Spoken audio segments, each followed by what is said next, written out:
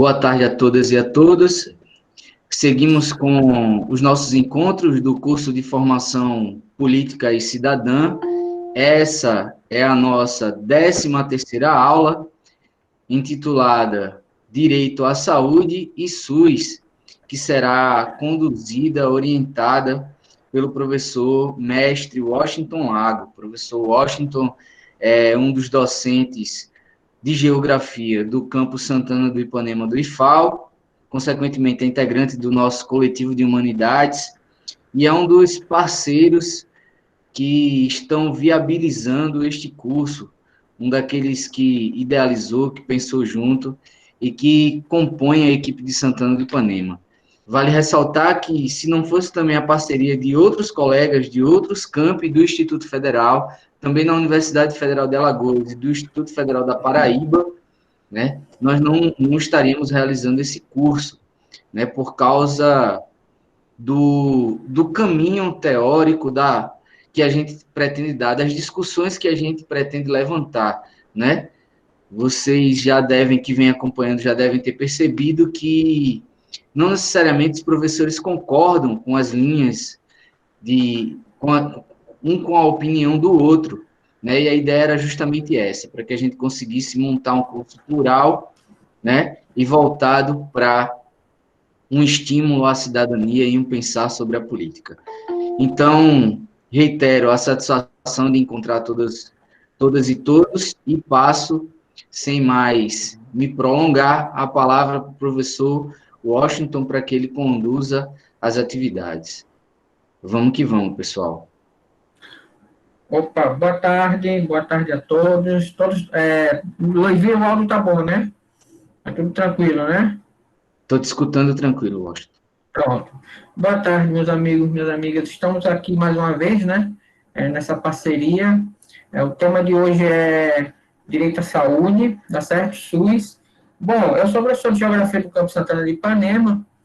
Apesar de ser de Geografia, o que é que tem a ver com a saúde, né? Minha dissertação, na realidade, eu já trabalhei na área de saúde durante um bom tempo, né? Lá no início da minha carreira, lá no início dos anos 90, eu trabalhei na área de saúde um bom tempo, uns 5 a 6 anos na área de saúde. Depois eu fui fazer a graduação em Geografia e fiquei como professor, tá?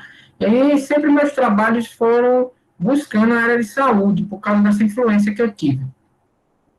E minha dissertação, ela foi em cima do polo médico do Recife. Nessa dissertação do polo médico do Recife, aí eu tive que abordar o desenvolvimento do direito à saúde no Brasil e em Pernambuco, certo? Que foi um dos capítulos dessa dissertação. E, por esse motivo, tá certo? Eu estou apresentando esse tema para vocês, tá bom? Então, é um tema ligado ao que eu estudei durante um bom tempo na vida acadêmica, tá certo? Nós vamos começar discutindo a questão de direitos e depois vamos partir para o Brasil, que é o que mais interessa, tá bom? Eu vou botar para vocês aí um PDF, vou apresentar um PDF, tá? E para ficar mais fácil, e a gente vai passando e vai falando, à medida o Levi conduz a reunião, e à medida a gente vai discutindo os temas que forem aparecendo, tá bom? Deixa eu colocar aqui o PDF, tá?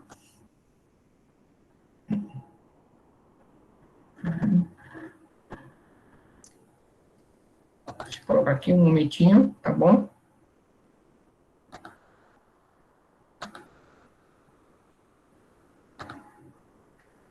É uma janela, né? Um momentinho, tá bom?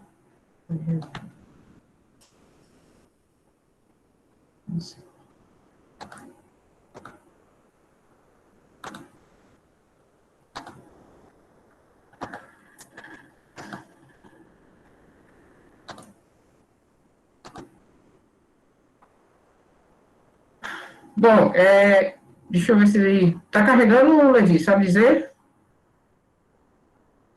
Está carregando, apareceu aqui para a gente. Pronto, apareceu, né? Pronto, então vamos lá. Vamos discutir a questão do direito à saúde, tá certo?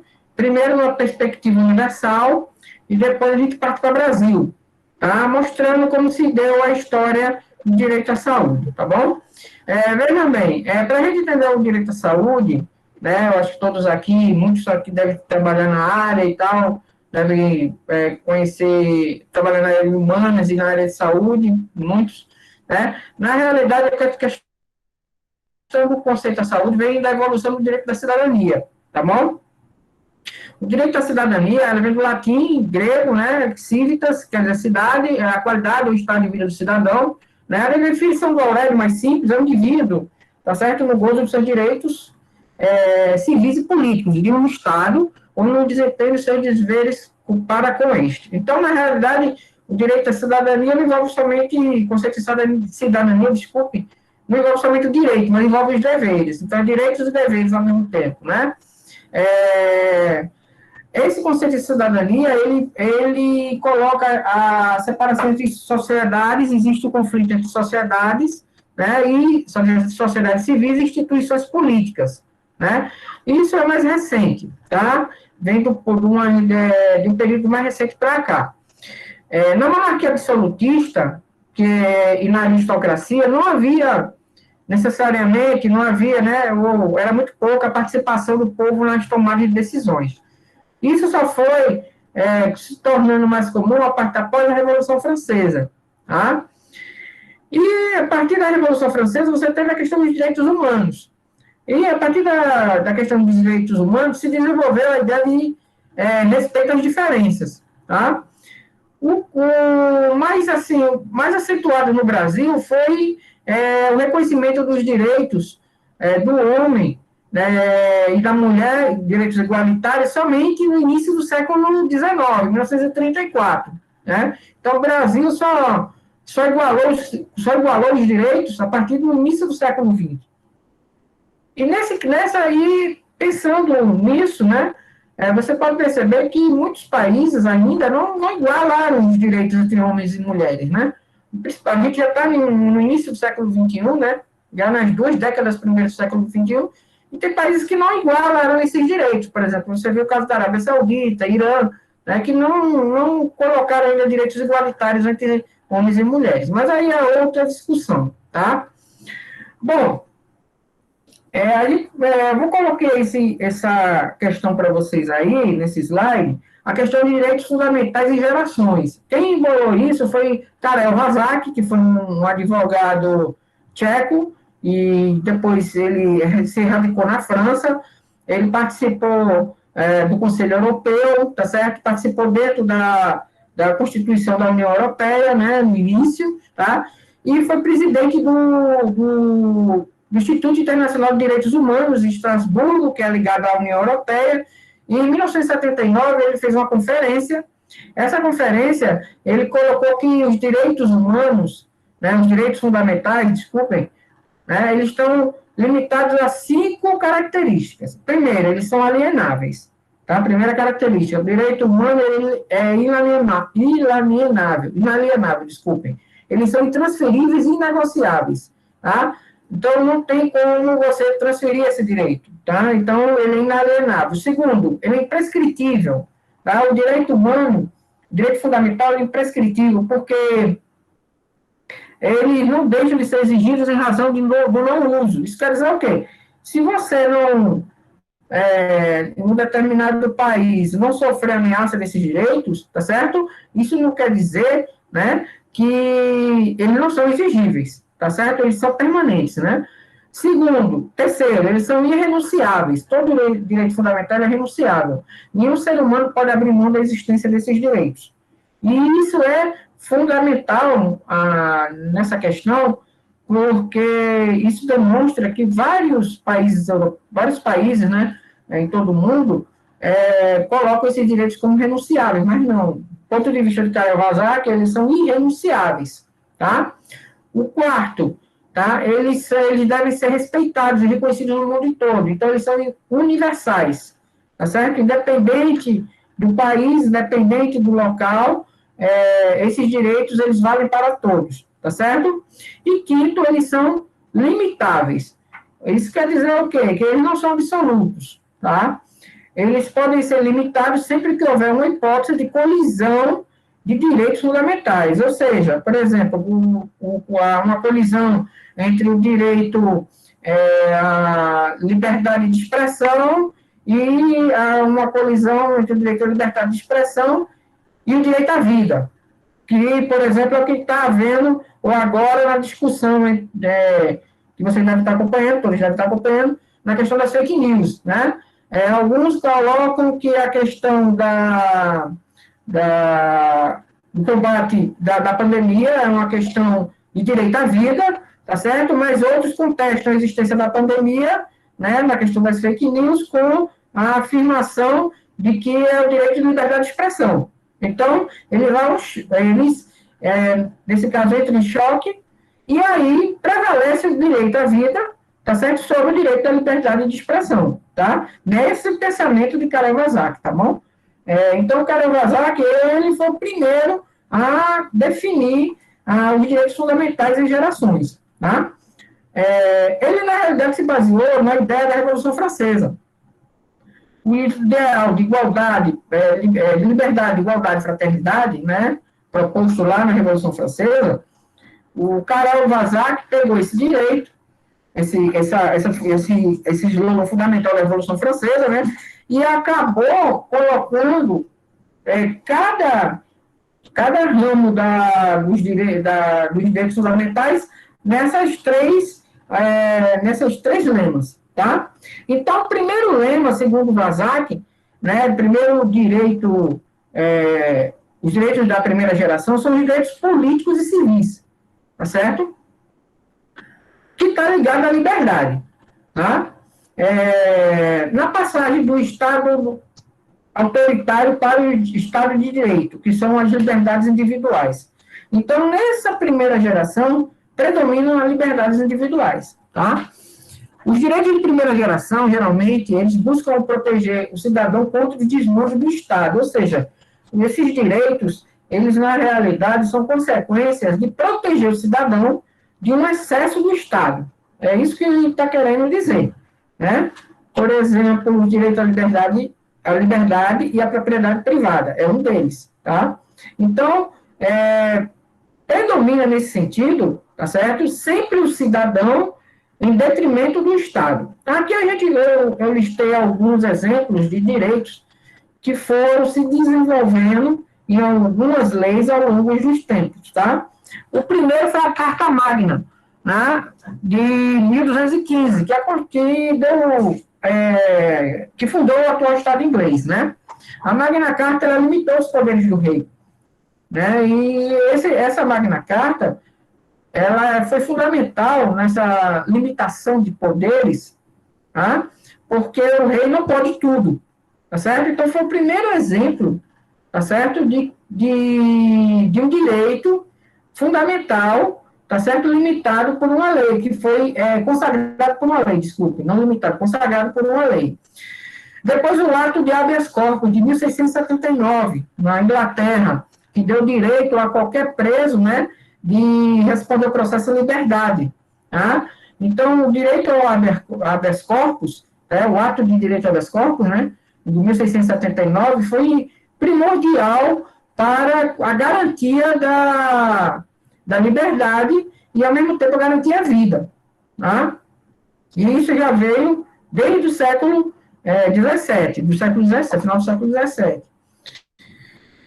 A Bill of Rights, tá certo? De 1688, tá certo? É a Carta de Direitos, né?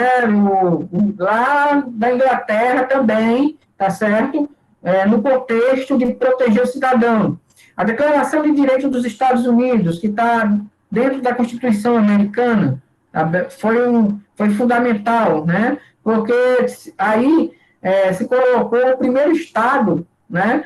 Que fez a sua Constituição baseada fundamentalmente no respeito aos direitos humanos, tá? Principalmente o direito à liberdade. Então, a Declaração de Direitos dos Estados Unidos, tá? Que deu base à Constituição americana, né? A base à atual Constituição americana, ela foi fundamental porque foi o primeiro Estado que se baseou e um direito essencial ao ser humano, e conserva isso até hoje. A Revolução Francesa, que derrubou o Estado absolutista, né, e implantou, num período de convenção, uma democracia, mas depois isso foi contestado, depois veio o governo, veio o período napoleônico, mas a Revolução Francesa foi fundamental também. Tá? Por quê? Porque a Revolução Francesa inspirou vários países, em diversas partes do mundo, tá, a seguirem o mesmo caminho. Tá? Tem um caso que não está citado aqui, tá certo? Que foi importante também, que foi o caso do Haiti, né? Que foi a primeira colônia das Américas a ficar independente, né? Em 1808. O Haiti, ele seguiu justamente os ideais da Revolução Francesa. Apesar que o Haiti, depois, ele virou um descalabro, mas isso aí já é outra história, né? Mas foi o primeiro estado latino-americano que proclamou a independência, foi proclamada a independência de uma ex-colônia, que foi a França, né? E o líder da Revolução do Haiti foi um ex-escravo, né? Jean-Jacques Dessalines. Então, fica esse registro que o Haiti seguiu à risca os mandamentos da Revolução Francesa, né? E, por incrível que pareça, a Constituição do Império. A Constituição do Império, que foi no início do século XIX, em 1824, né, apesar que a Constituição do Império ela foi uma Constituição outorgada, não foi uma Constituição de Assembleia Constituinte, né, mas foi talvez a primeira Constituição latino-americana que previa o direito ao ensino primário a todos e o direito ao socorro, não dizer à saúde, porque seria algo mais amplo, mas o direito ao atendimento médico, vamos dizer assim, de urgência, entre aspas, né, porque não existia isso na época, para todos.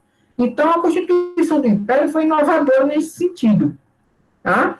Então, assim, em 1824, ela previa a liberdade, tá? Ela já antecipava as liberdades individuais, mas incluía a educação e a saúde como direito do cidadão, claro, num contexto limitado, tá certo? Tem que pegar também o contexto da época para entender isso. Num contexto limitado, mas já incluía o direito ao cidadão de educação e saúde, certo? Isso, ressalvando que era um direito limitado, tá bom? Bom, a partir do desenvolvimento da Revolução Industrial, tá certo? Com o início da Revolução Industrial na Inglaterra, né, surgem os direitos de segunda geração, que são chamados de direitos sociais e econômicos, tá? A Revolução Industrial, ela trouxe, nesse período, tá certo? As questões de trabalho, as questões de assistência social, de normatizar o direito a carga horária, normatizar quem podia trabalhar, e por aí vai. Então, nesse período, nos direitos de segunda geração, os direitos sociais e econômicos passam a ser o principal foco de reivindicações, tá certo? E surgem alguns movimentos sociais importantes, como o movimento cartista na Inglaterra e a Comuna de Paris, na França, tá? Reivindicando justamente melhoria de condições sociais. Tá? Era muito comum nessa época você ter jornada de trabalho de 15, 16, 18 horas, tá certo? Você ter crianças trabalhando, tá certo? Mulheres grávidas trabalhando. Há vários relatos de mulheres grávidas que tiveram os filhos próximo a uma máquina de TA na Inglaterra. Então, os direitos sociais nessa época, tá? Eles não eram os principais, mas, assim, a partir do momento que a Revolução Industrial começou a crescer, começou a se espalhar pelo mundo, essas reivindicações começaram a surgir, tá certo? A gente coloca aí como direitos sociais, os direitos também culturais, econômicos, coletivos, tá bom? E a igualdade substancial, real ou material, tá? Vocês me desculpem eu adoptar algumas vezes termos de direito, né? Mas, assim, o direito, qualquer que seja, ele perpassa por questões de advocacia e tal. Então, algumas vezes a gente vai ver essa questão de direitos a sempre aparecer, tá certo? Como garantia de cumprimento daquilo que a população tem direito, né? E depois vem a Constituição do México, em 1917, tá certo? Que fazia a reforma agrária, dava direito à terra, por exemplo, tá? Que é um direito social, e a Constituição de Weimar, de 1919. A Constituição de Weimar, tá certo? Surgiu após a derrota da Alemanha no período pós-Primeira Guerra Mundial, né? A Alemanha, o Império Alemão se dissolveu, né? Para quem conhece história, sabe mais do que eu, quem é de história. O Império Alemão se dissolveu praticamente, deixou de existir, e surgiu a Constituinte, foi feita a eleição na Alemanha, e foi colocada uma Constituinte. Essa Constituinte se reuniu na cidade de Weimar, né? E esse período a Alemanha virou república. Nesse período que a Alemanha virou república, né, que essa Constituição foi promulgada, pelo fato dela ter sido votada, ter sido idealizada na cidade de Weimar, que era a sede da Constituinte, então ficou constituída como República de Weimar, que é o período da Alemanha, tá certo, antes da ascensão do nazismo, né? E a Constituição de Weimar, que era uma Constituição extremamente liberal na época, né, ela já dava também direitos, falava de direitos sociais, né? Então, assim, a Constituição do México e a Constituição de Weimar, tá certo? Elas são, assim, vamos dizer, inovadoras no sentido de elas colocarem no seu dispositivo, no seu arcabouço legal, direitos que nos outros países não existiam. Tá bom? Como direito às férias, jornal de trabalho, tá certo? Direito a igualdade econômica, e por aí vai, né? Direitos coletivos para todos. Então, essas constituições são fundamentais no sentido de que elas foram as primeiras a garantir direitos sociais e econômicos que as outras constituições, os outros países não colocavam nesse sentido, tá certo? Tá? Lembrando que a Constituição do Império já tinha isso lá no século XIX, né? Bom, continuando, nós temos também, tá certo, os que chamam direitos de terceira geração, tá certo? Os direitos de terceira geração, que são os direitos coletivos, aí entraria a fraternidade, né? Seria liberdade, igualdade e fraternidade, seguindo o lema da Revolução Francesa. Então, seriam os direitos de fraternidade, vamos dizer assim, entre aspas. Esses direitos de fraternidade, eles vieram após a Segunda Guerra Mundial. Com o fim da Segunda Guerra, logo após, a sociedade mundial passou por profundas mudanças, tá certo? E aí veio o desenvolvimento tecnológico e o desenvolvimento científico. Com o passar do tempo, tá certo? Não de uma forma automática, claro.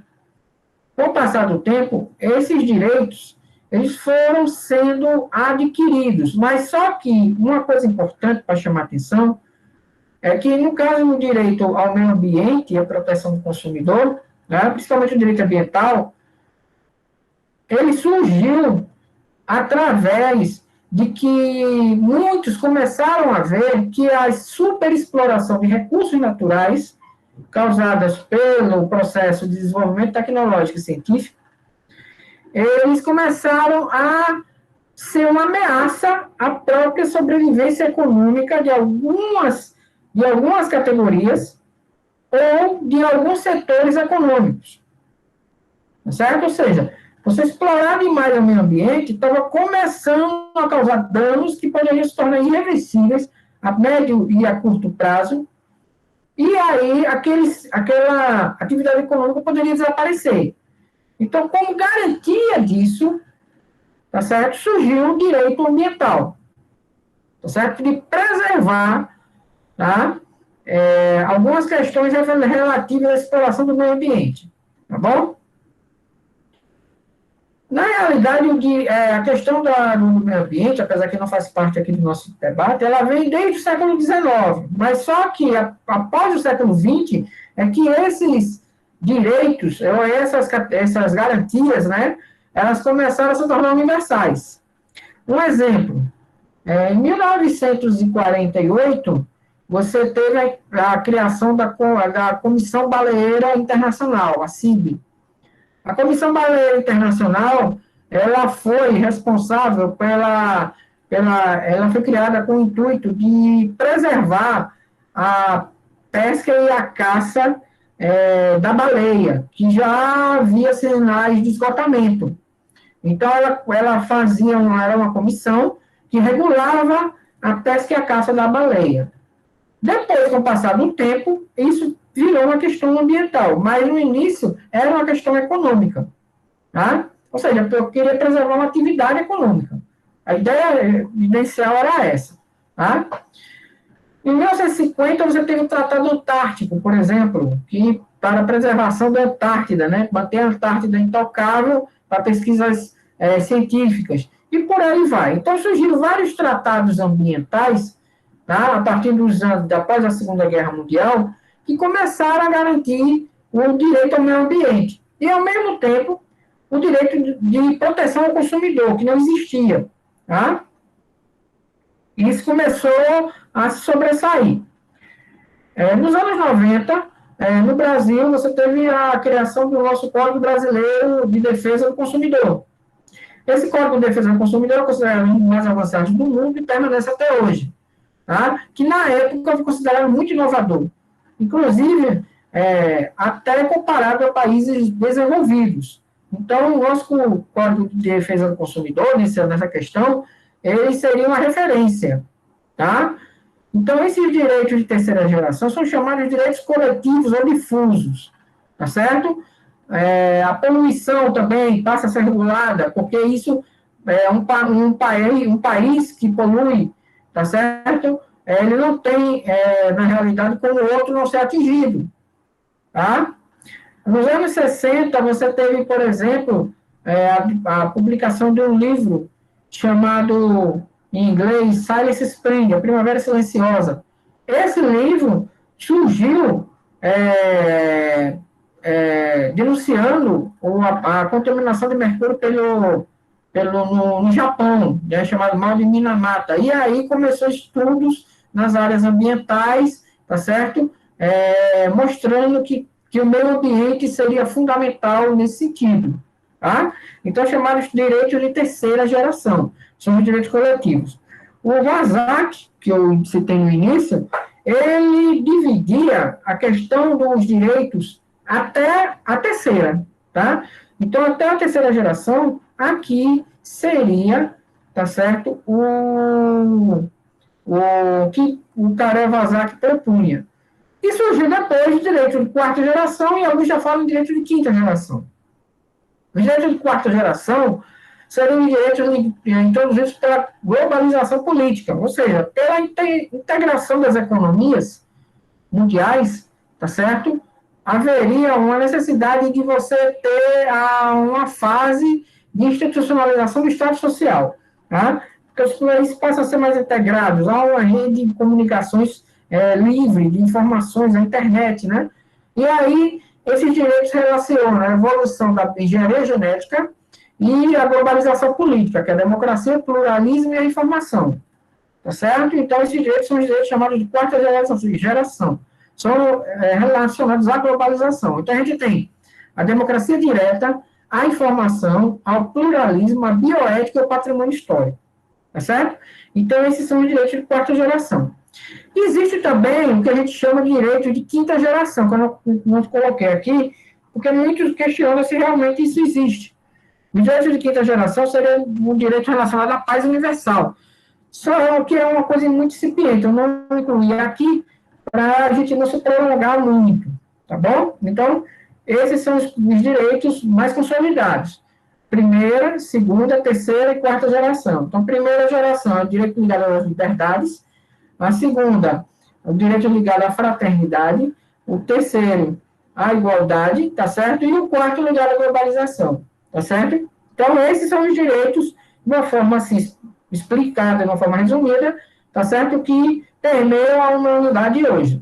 Aí, a gente vai discutir agora o que é a questão de direito à saúde, como ele evoluiu no Brasil. Na realidade, o direito à saúde é recente, tá? Não só no Brasil, mas no mundo, tá bom? A questão do direito à saúde no Brasil, ele só passa a ser mais discutido após a Segunda Guerra Mundial para cá. A gente vai ver como se deu isso, tá certo? Porque o nosso sistema de saúde formou de forma muito lenta, tá certo? Ele foi muito lentamente se consolidando. A gente vai ver agora na próxima explicação, a partir do próximo slide. Bom, na minha dissertação, eu dividi ao sistema de saúde, tá certo? Em quatro partes. De 1808 a 1967, de 1967 a 77, 77 a 90 e pós-90, tá bom? Então, foi dividido em 4 fases, tá certo? De acordo com alguns marcos históricos que a gente vai ver ao longo da apresentação, tá certo? Eu vou pedir desculpas a vocês pelo fato de, muitas vezes, eu ser muito detalhista, mas é necessário, principalmente na primeira fase, porque ela foi muito longa. A primeira fase, você pode ver que ela durou mais de 150 anos. A segunda já durou um pouco mais de 10 anos, a terceira já durou um pouco mais de 13 anos. Então, a primeira fase era um pouco mais alongada, mas a gente vai entender por quê, tá bom? Então, eu queria pedir desculpas a vocês pelo fato de ser 150 anos, não dá para resumir esse período em 1 ou 2 slides, porque são processos que vão encadeando um movimento em torno do outro, tá? Bom, antes de a gente entrar, a gente tem um período anterior a essas fases, que eu coloquei como pré-fase 1, tá? Anterior à primeira fase, que é o seguinte, antes de 1808, o país, colônia portuguesa, não existia aqui nenhum sistema formal de saúde, compreensível pela época que se vivia, né? Século XVIII e XIX, né? Então, a arte de medicina no Brasil, tá certo? Era uma arte que era simplória. Você só bastava saber ler e escrever. Se você soubesse ler e escrever, podia ser médico. Basicamente era isso, tá certo? Você fazia um exame.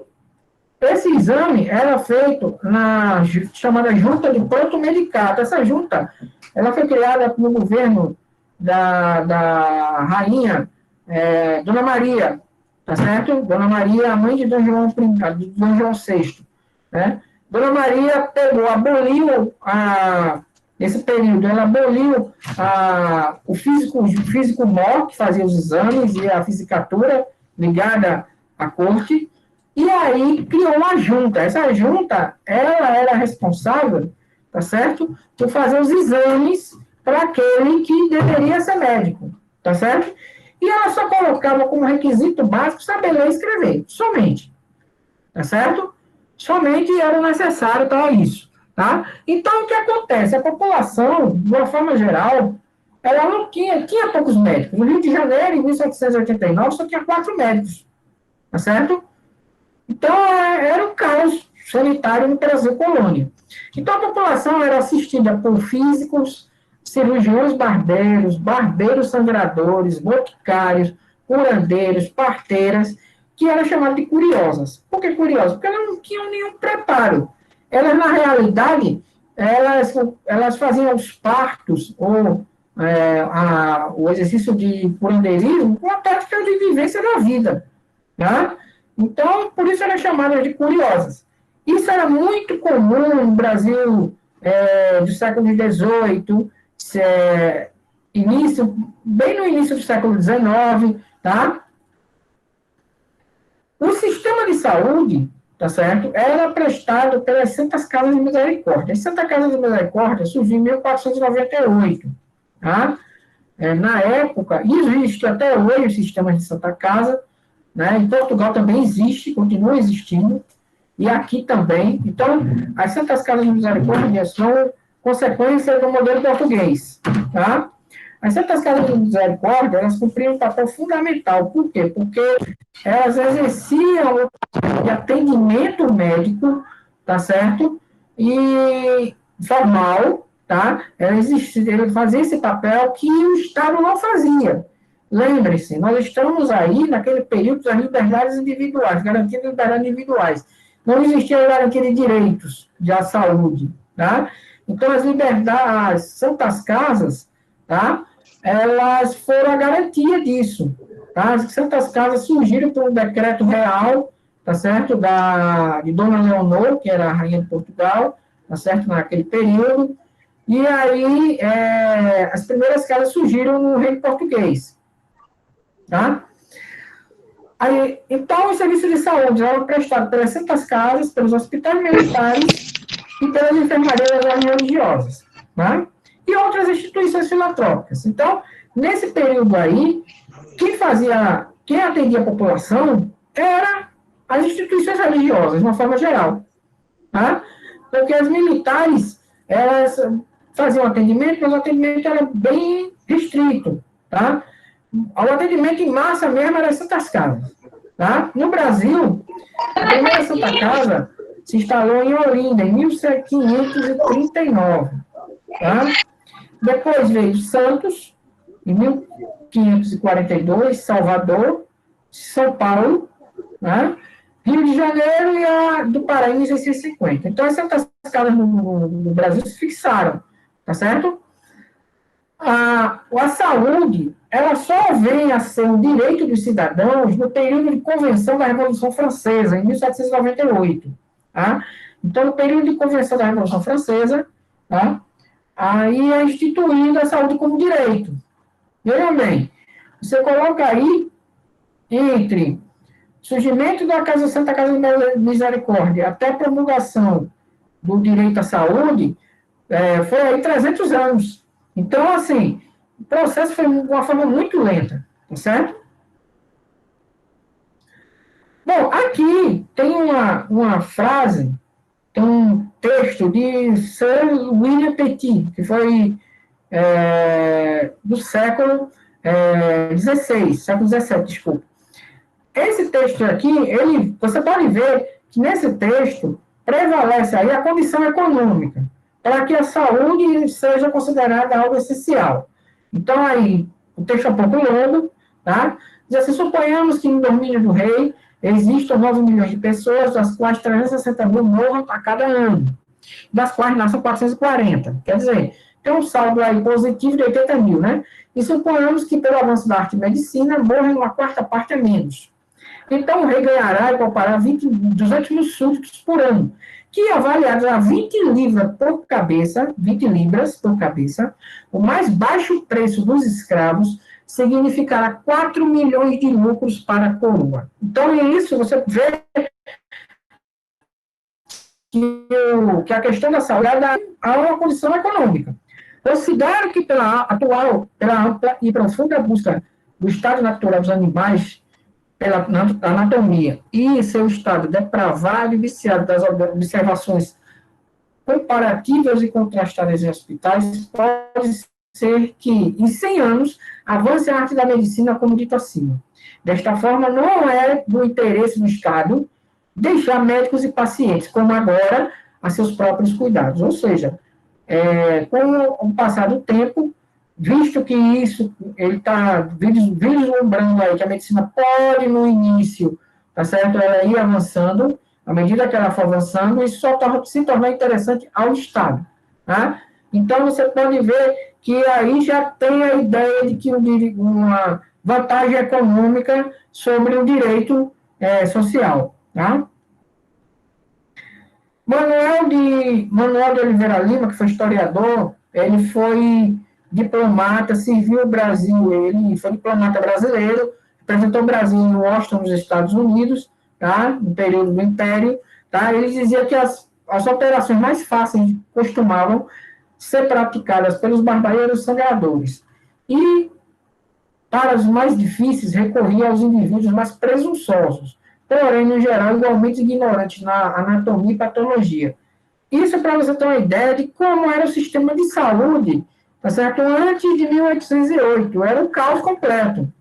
E isso não deixou de ser no período após 1808, só que aí começou a haver lentamente um avanço. Nesse período não havia isso. Então, era muito era um serviço muito precário e muito ruim que a população tinha sobre questões da saúde, tá? Com a chegada da família real ao Brasil, Dom João toma como atitude abolir a junta de protomedicato, porque ele via que a junta não era, não cumpria as necessidades da coroa. E aí institui o chamado físico-mó e cirurgião-mó do reino, que existia antes, só que em 1782 a dona rainha Dona Maria, né, tinha extinto. E aí ele retoma isso, tá? Nesse período aí, da chegada de Dom João ao Brasil, se destaca um médico. Esse médico, ele era de Pernambuco e ele era cirurgião do reino, que era o Correia Picanço, que tem inclusive o nome do hospital em Recife dele. O Correia Picanço, ele foi o cirurgião mole na época de Dom Pedro e Dom João, desculpem, e ele propôs a criação do primeiro curso de medicina no Brasil. Ele via a medicina como algo essencial, tá certo? Então foi criado o primeiro curso de medicina no Brasil, no Hospital Real Militar de Salvador, e ele propôs a criação do outro curso na Escola Anatômica e Cirúrgica Médica do Rio de Janeiro. Foi ele que propôs esse curso. Porque ele achava que o Brasil era muito precário no sistema de saúde, que para aquela época já era uma visão avançada. E aí ele propôs isso a Dom João e Dom João aceitou. Então, Dom João, através de Picanço, começou a colocar escolas de medicina no Brasil, que eles não existiam. Os médicos que atuavam no Brasil, ou eles se formavam em Coimbra, em Portugal, ou eles se formavam na Universidade de Edimburgo, na Inglaterra, lá na Escócia. A Universidade de Edimburgo era uma universidade extremamente considerada a top, vamos dizer assim, da época, no curso de medicina, e era comum os portugueses irem fazer medicina em Edimburgo, tá certo? Ou em Coimbra. Por quê? Porque no Brasil era proibido você ter curso de medicina, antes de 1808. Tá? Antes de 1808, por isso essa precariedade também, havia uma proibição oficial de curso de medicina aqui. Não era permitido curso de medicina no Brasil. E aí, se os brasileiros quisessem estudar, eles teriam que ir ou para Coimbra ou ir para Edimburgo, né, na Escócia. E aí, quando Dom João chega ao Brasil, ele permite as faculdades de medicina criando essas duas, tá certo? A de Salvador e a do Rio de Janeiro, tá bom? No período com o Brasil independente, em 1828, pela Lei 13, promulgada pela Assembleia Geral, né, que seria o equivalente da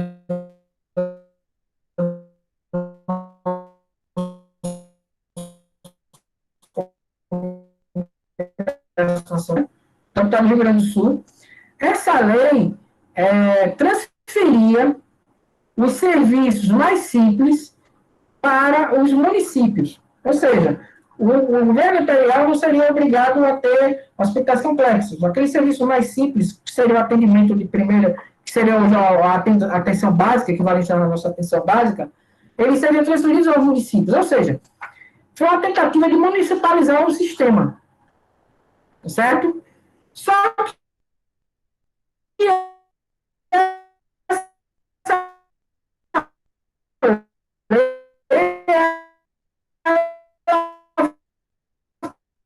apesar de ser uma tentativa, ela não foi muito adiante. Por quê? Porque os militares não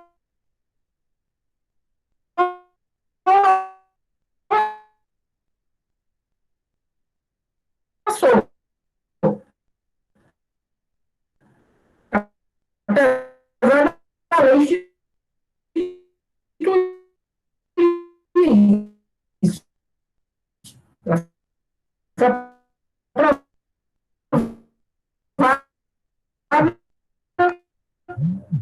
Ficou valendo, só que na prática ela não funcionou. Por exemplo, você Nessa questão, por exemplo, se você mora perto do mangue, Professor Washington, seria algo considerado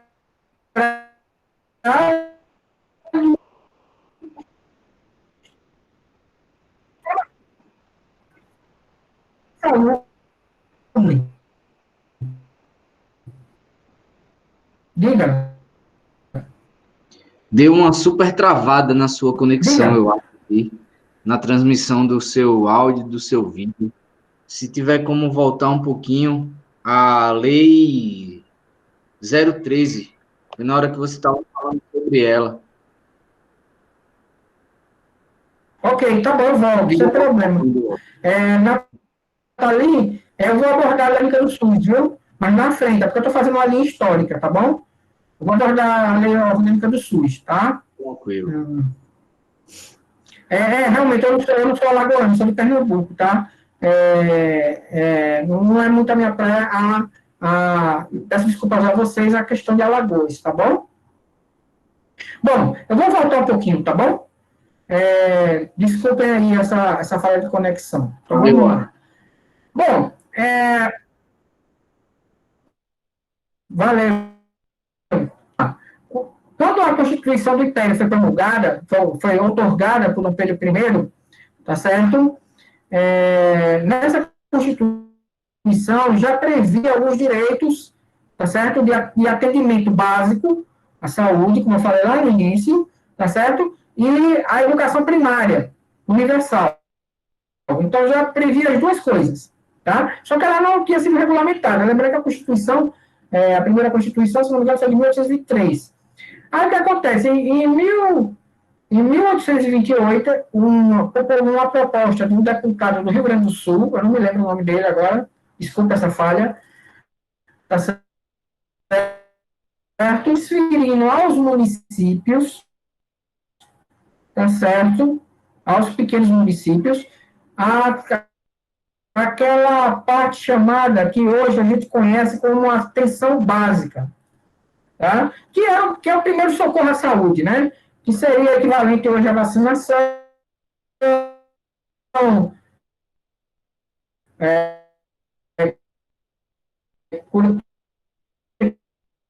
transferido aos municípios. Só que o problema vira que e não tinha estrutura nenhuma. Por quê? Porque era muito, era muito precário e havia uma escassez profunda de profissionais de saúde no país. Tá? Lembrando que a gente tinha pouquíssimas faculdades de medicina, né?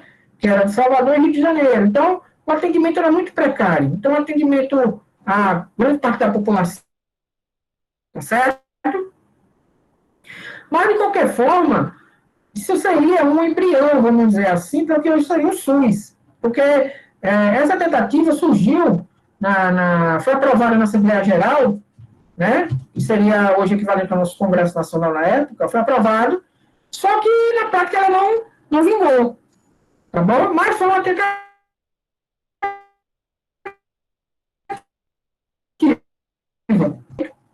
seria uma tentativa de municipalização do sistema, tá certo? Porque o Império era que era responsável pelo grande atendimento de saúde.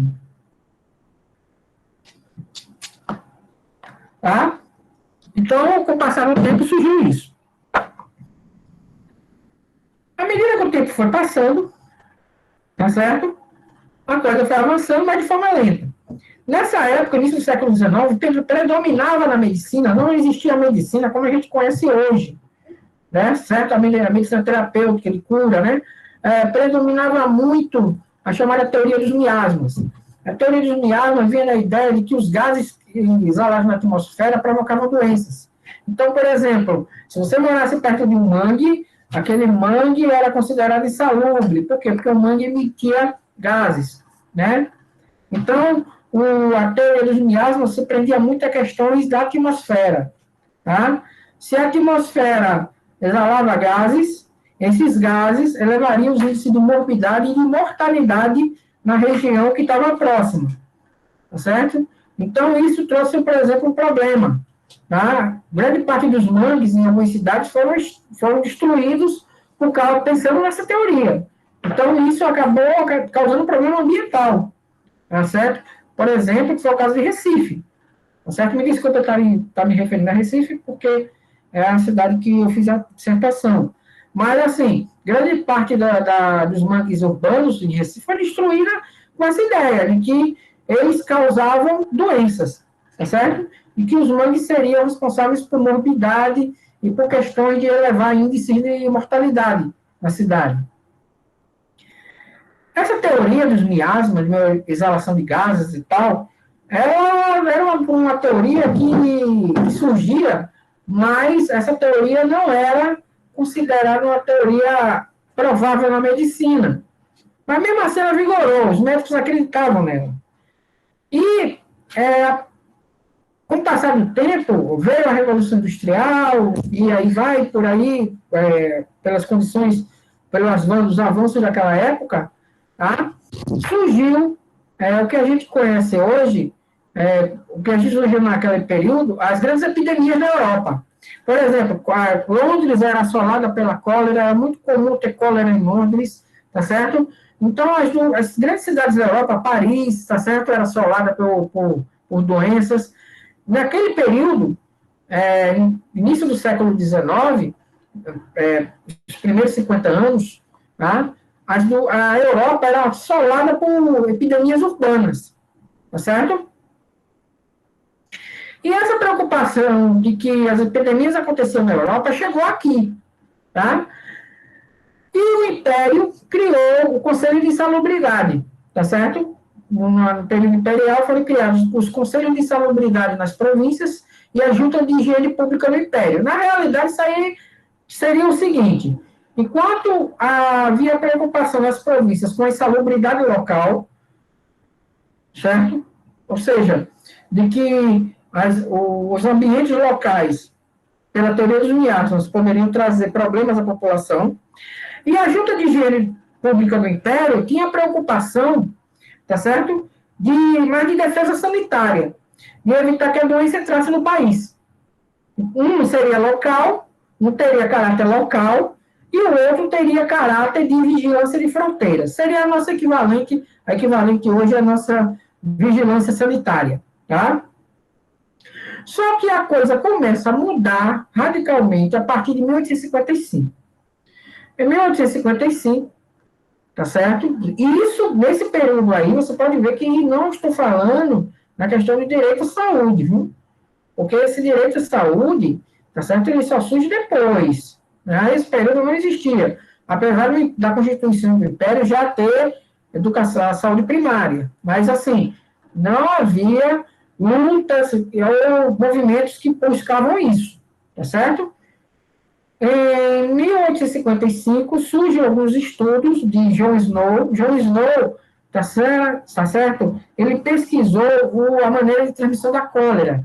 E ele divulgou um estudo. Nesse estudo, que tinha um mapa, esse mapa que está sendo mostrado aí, tá certo? Esses pontos aqui, vermelhos, são áreas onde ocorreram casos de cólera. E os pontos azuis são fontes de água. Ou seja, você pode ver que nessa fonte de água aqui haveria uma grande um grande espalhamento de casos de cólera. Isso quer dizer o quê? Que a fonte contaminada de água seria a causa do aumento de casos de cólera. Isso foi importante na época, porque não se tinha essa noção. Tá certo? Em 1855 não se tinha noção de que um organismo vivo, pequeno, tá certo? Que não é visível, causasse doenças. Tá? Não existia isso. Então, John Snow, ele provou que os casos de cólera estavam ligados à água suja, à água contaminada. Tá? E isso, na época, foi algo extraordinário, apesar que hoje parece trivial, mas naquela época foi extraordinário isso. A partir dessa visão de John Snow, muda esse foco da medicina, tá? E aí, tá certo, com uma preocupação maior. Apesar que no Brasil, esses avanços não surtiram muito efeito, do ponto de vista prático. Em 1889, quando acabou o Império e surgiu a República, apenas 1% do orçamento era destinado à saúde pública, tá certo? Então, 1% apenas, tá? No Nordeste, de uma forma geral, tá certo? Principalmente as grandes cidades, tá? Que ficavam no litoral, a coisa se agravou a partir de 1888. A coisa começa a se agravar a partir de 1870, piora em 1888 e vai até o início do século XX. Por quê? Por dois motivos. Primeiro motivo, as grandes secas. O Nordeste tinha surtos de secas muito violentos, tá certo? Principalmente nos anos de 1870. O que aconteceu? Devido a essas secas violentas, já houve um êxodo rural enorme. Grande parte da população do campo migrou para as grandes cidades, principalmente o Recife, Salvador e Fortaleza, na época. Então, houve um êxodo rural enorme. E o outro motivo foi a escravidão.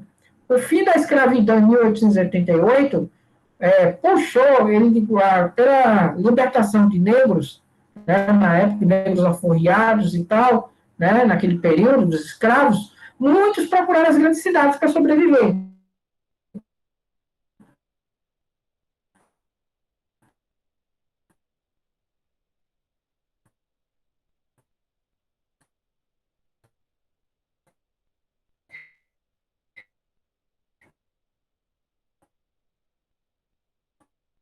Então, TIF, tá? E o atendimento público não se expandia, era considerado o mesmo, tá certo? Surgiram nessa época, em algumas cidades, algumas iniciativas filantrópicas, tá? Algumas iniciativas filantrópicas, por exemplo, comerciantes se juntavam e criavam um hospital, e esse hospital era voltado para a população carente, tá? Destaco, por exemplo, o Hospital Português do Recife, que surgiu em 1856, tá certo? De uma iniciativa voluntária de comerciantes portugueses de Recife, tá? Que criaram o hospital. E em outras cidades também aconteceu a mesma coisa, tá? Ou seja, houve uma proliferação pela filantropia de hospitais, mas voltados para a população mais pobre, criado pela comunidade mais abastada de cada cidade, tá bom? Então, as grandes secas e a escravidão, tá?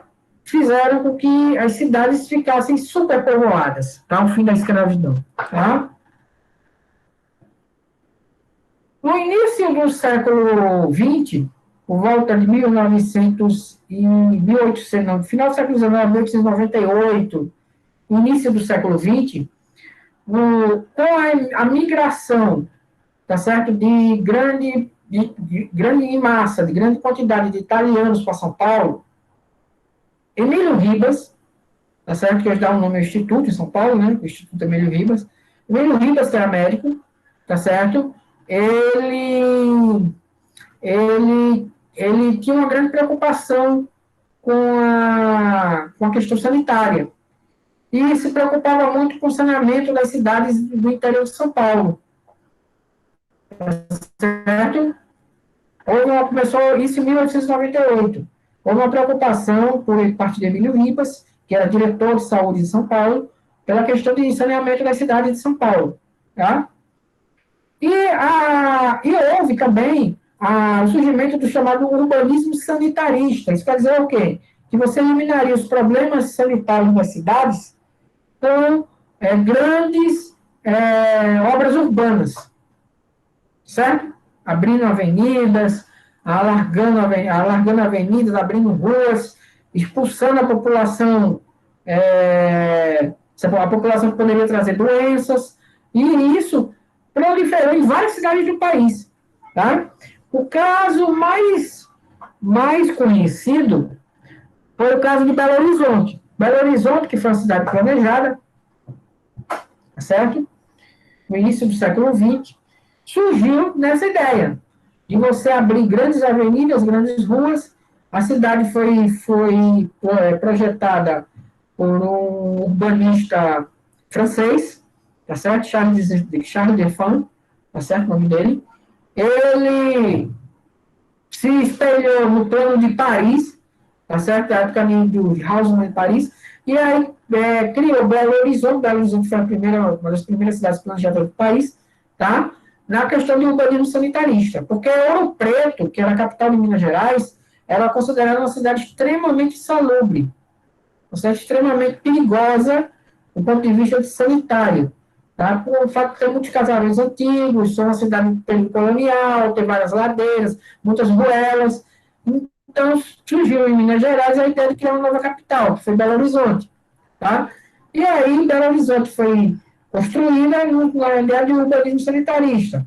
Santos foi totalmente saneada devido à questão do porto, por Emílio Ribas, e as cidades cafeeiras do interior de São Paulo, tá? No final, no início do século XX, 1902, surge a Organização Pan-Americana de Saúde, que hoje é o escritório da OMS. Tá? Então, foi a primeira organização de saúde a nível internacional, a OPAS. E em 1907 é criada a OIP, tá? OIHP também pode ser assim, que é a Organização Internacional de Higiene Pública. Foi um embrião da OMS. A OMS ela é mais antiga do que a própria ONU, tá? Apesar de ser uma agência da ONU. Então, a OIP surgiu em 1907. A OIP ela tinha uma ideia de propagar a ideia do urbanismo sanitarista, de você reformar as cidades como forma de acabar com a insalubridade. Porque o que acontece é o seguinte, muitas vezes, à medida que o processo de comércio mundial, a integração econômica foi avançando, tá, foi se percebendo que isso começava a trazer problemas. Tá? E havia uma preocupação enorme em fazer saneamento das grandes cidades. O caso mais conhecido, né, tirando Belo Horizonte, no caso aí de saneamento, porque Belo Horizonte foi uma cidade criada do nada, né, foi uma cidade planejada, de tentar resolver o problema foi o Rio de Janeiro. O Rio de Janeiro, em 1895, era chamado de túmulo de estrangeiros. Ou seja, todo mundo que chegava do Rio de fora morria. Por quê? Porque a cidade era extremamente perigosa. Tinha febre amarela, gripe, tá certo? Varíola. Então, era uma cidade extremamente perigosa. Para vocês terem uma ideia, ela era tão perigosa que os embaixadores que representavam os outros governos, que o Brasil tinha relações diplomáticas, eles iam para o Rio, mas eles solicitavam ao governo do país adicional de insalubridade. Ou seja, você ganha 40% a mais, tá? Em cima do seu salário, porque a cidade era extremamente perigosa. Tá bom? Então, o Rio de Janeiro era conhecido como túmulo dos estrangeiros. Em 1895, era extremamente perigoso viver no Rio. Tá?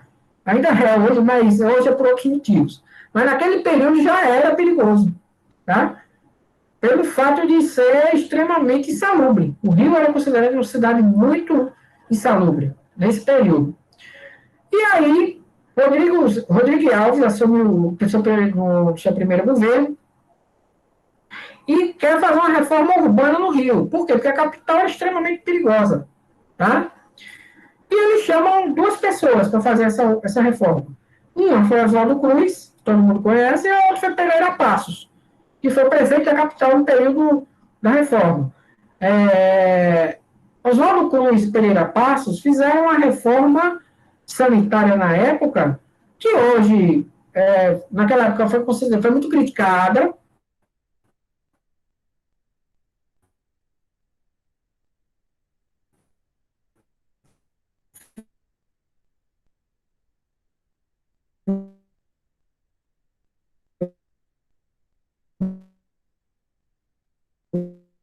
Muito combatida naquele país, uma Haussmann, né, que foi prefeito de Paris, e urbanizou a cidade. Foi ele que trazou, por exemplo, abriu a Champs-Élysées, né, que é a avenida que hoje existe em Paris, né, a Champs-Élysées.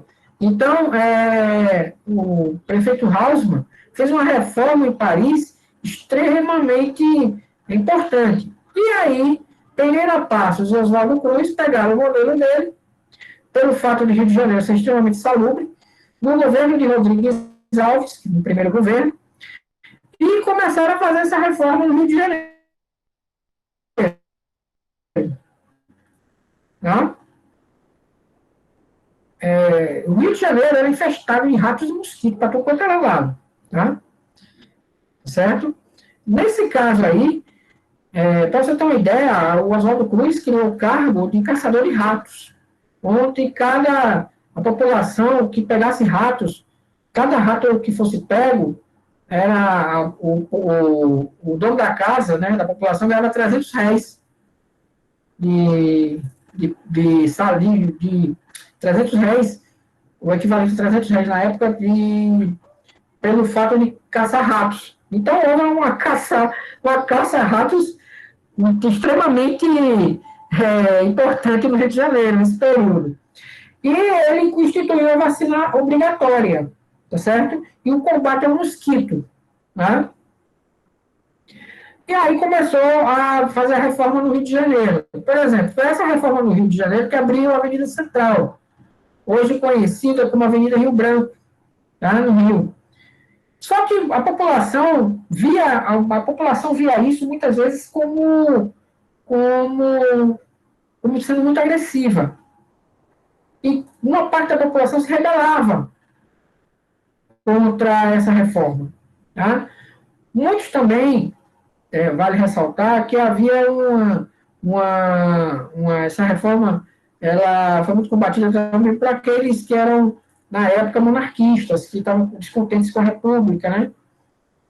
E aí houve a revolta da vacina, né? A revolta da vacina foi uma revolta que teve na história do país, em 1904, certo? Quando foi decretada a vacina obrigatória, certo? Inclusive, na época, tá? Muitos jornais diziam que que a vacina era uma violação aos direitos fundamentais. Por quê? Porque havia aquela ideia de que a vacina violava o corpo da mulher, tá? De que os maridos não iriam permitir. Havia jornais na época que diziam isso claramente, que a população devia se revoltar contra essa medida de Rodrigues Alves. E aí a revolta da vacina, tá certo, ficou conhecida no país, na história do país. O resultado da reforma, a vacinação foi suspensa por causa disso, tá? Um bom período, até que as coisas se acalmassem. Tá? Muitos que incentivaram a reforma foram presos, a maioria deportada para o Acre, tá? Outros, teve aproximadamente, se não me engano, 300 e poucos mortos, tá? Pelos tumultos, tá? Mas, com o passar do tempo, aí vocês podem ver uma foto da Praça da República, no dia 14 de novembro de 1904, um bondinho virado, né? Justamente por causa da revolta, essa foto da época, foi conhecida.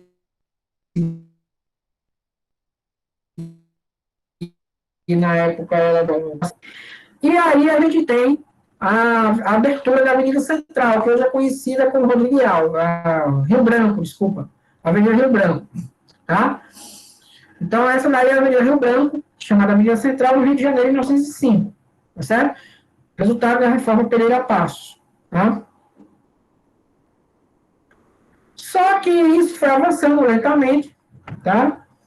No caso de Recife, houve uma reforma sanitária, conduzida por Saturnino de Brito, que era engenheiro na época, que também seguiu a inspiração do Rio de Janeiro, tá?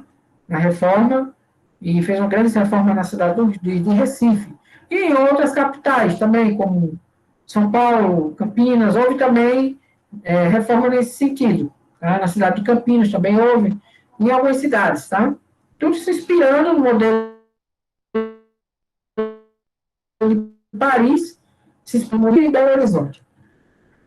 Então, vocês podem ver que nesse período, tá? Nesse período aí, a questão era muito ligada ao sanitarismo, à urbanização, a você querer reformar as cidades, fazer grandes obras, tá? E isso que isso resolveria a questão da insalubridade, tá certo? Na Primeira Guerra Mundial,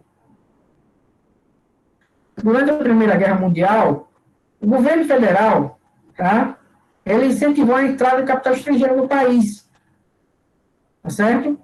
Foi ele chama de embrião da industrialização que houve no Brasil. E aí surge no Brasil as primeiras CAPs, que eram caixas de aposentadoria e pensão. Essas caixas de aposentadoria e pensão, por que eu estou falando disso? Só que isso tem a ver com aposentadoria e pensão com saúde, muita coisa. Porque essas caixas de aposentadoria e pensão, elas são necessárias porque elas prestam serviço ao segurado. Então, o serviço de saúde, inclusive de bancar a aposentadoria. Essas caixas de aposentadoria e pensão eram por empresa. Então, aí os funcionários se juntavam, tá certo? Os funcionários se juntavam, faziam uma caixa, cada um contribuía. Nessa contribuição, tá certo? Havia o sentido de você criar um fundo, e esse fundo sustentaria tanto a aposentadoria quanto o atendimento daquelas pessoas que contribuíram, né, ou seus familiares. Então, as CAPs seriam uma forma de criar um sistema de saúde precário, mas existia, mas muito precário, tá? Após a Primeira Guerra Mundial, surgem as conferências sanitárias sobre limitação de controle de migração, ou seja, a ideia de você limitar a migração porque achavam que a migração era causa de epidemias, tá? E isso seria fundamental para diminuir a mortandade. Então, Primeira Guerra Mundial, surgem as CAPs em algumas empresas que já começam de certa forma, prestar algum atendimento primário aos funcionários dessas empresas, e depois as conferências sanitárias de controle de imigração. Você pode ver que até aí, nesse período aí, até o final da Segunda Guerra Mundial, não existia nenhuma iniciativa no sentido de melhorar o atendimento público. Não existia praticamente atendimento público, era tudo mantido dentro do Império. Então, o que o Império construiu se manteve e não foi ampliado, à exceção das reformas urbanas. Tá? Em 1916, é feita uma viagem para conhecer o país. Essa viagem é feita por Belisário Pena. Belisário Pena era um médico do Rio de Janeiro. Ele produziu um relatório. Esse relatório que foi muito conhecido, tá certo? Inclusive fez 100 anos há pouco tempo, e essa viagem foi refeita 100 anos depois, por incrível que pareça, foi refeita, né, por um grupo de pesquisadores, e constatou que praticamente pouca coisa mudou. Mas, voltando a essa questão dessa viagem. Essa viagem era intitulada Viagem Científica pelo Norte da Bahia, Sudeste de Pernambuco, Sul do Pará e Norte a Sul de Goiás. Um relato das condições do país, que ela começou a mostrar como era o interior do Brasil, que não se tinha noção. Esse texto que está aí, abaixo, entre aspas, foi um texto, tá certo, desse relatório, que eu coloquei na minha dissertação. Raro o indivíduo que sabe o que é Brasil. Piauí é uma terra, Ceará outra, Pernambuco outra. A única bandeira que eles conhecem é a do divino. Ou seja, eles não tinham noção nenhuma do que acontecia no país. Era totalmente desligado do que do que o país havia avançado para a República. Não conheciam nada disso. Para eles, tá certo? Eram declarados da própria sorte. Tá? Ou seja, o atendimento era totalmente inexistente. Tá? Esse relatório, Belisário Pena e Arthur Neiva, que foram os 2 médicos que participaram dessa discussão. Em 1918, você tem a gripe espanhola, uma pandemia mundial, né, de caráter mundial, e que, inclusive, afetou, por ironia do destino, afetou o Rodrigues Alves, que morreu, porque o Rodrigues Alves iria começar o segundo mandato como presidente. Ele foi eleito lá no início do século XX, mas aí depois foi reeleito. Ele saiu da presidência, vieram outros presidentes, e aí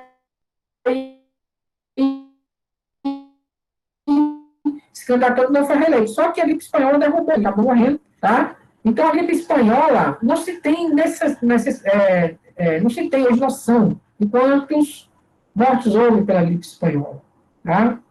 No Brasil, principalmente, não há noção disso, tá? Estima-se que no Brasil o número de mortes tenha sido por aproximadamente por volta de 30 mil, aproximadamente, mas os dados são muito precários, porque naquela época o registro não era feito de uma forma que é hoje.